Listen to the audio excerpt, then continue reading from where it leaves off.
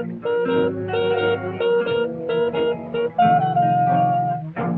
Boosties!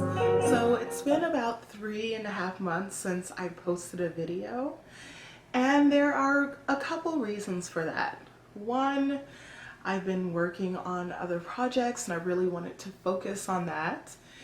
And secondly, I burnt out. I started reenacting at the Blue-Gray Alliance Gettysburg. That was my very first event. And since then, I have said yes to everything. I jokingly say if there was a bus, plane, train, car going there, even a boat, I have taken a boat to a reenactment. I was going to be there. And because of that, I averaged between 8 and 14 events a year. And I burnt out. It was too much.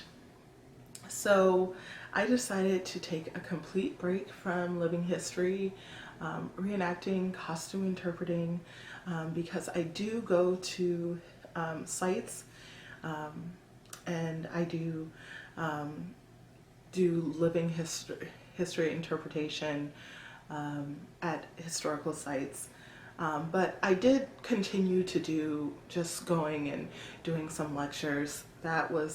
I can't get away from history completely. That's my love. But as far as costume interpretation, I cut that off completely for about 3 months, and I'm so glad I did.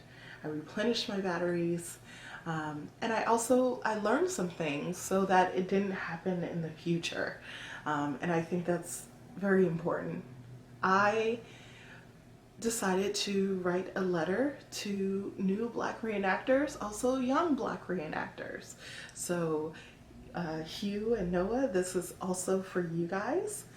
And I really just wanted to help you guys not fall into the pitfalls that I did, run into the pitfalls that I did. And so I hope this helps you. All right. Dear future Black reenactors, I wish someone had wrote me a letter of advice when I entered the reenactor community. Let me save you a few headaches. Being a Black reenactor is so different from being just a reenactor. Being a Black American reenactor is different because the legacy of our past is so acutely felt even to this day.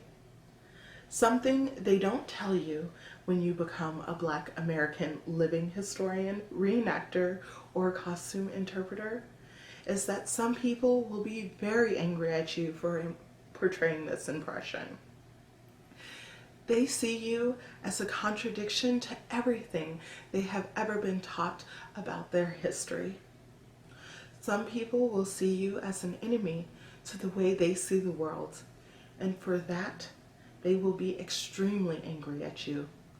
Your job is to move past that, testify to the past, because for every one bad apple, there are 20 people who you will touch.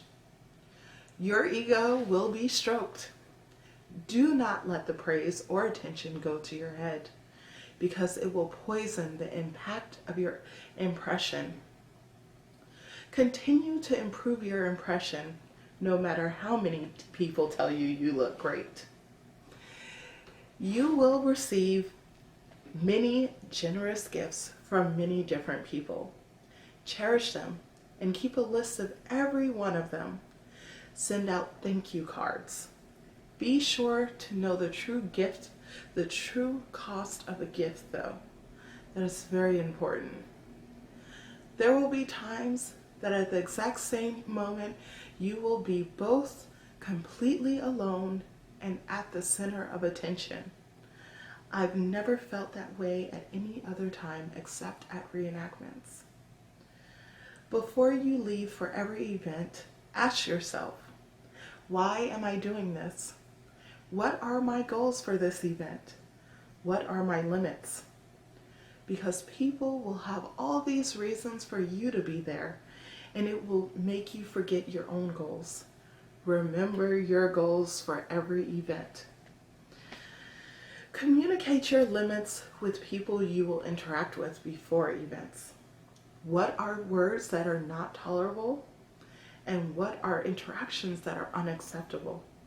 Do not let people shame you into doing things you don't want to do by calling you inaccurate or farby. That's intimidation. Do not tolerate that. If something doesn't feel right, don't do it. You will be asked to do many things, and you must have the strength to stick with your principles.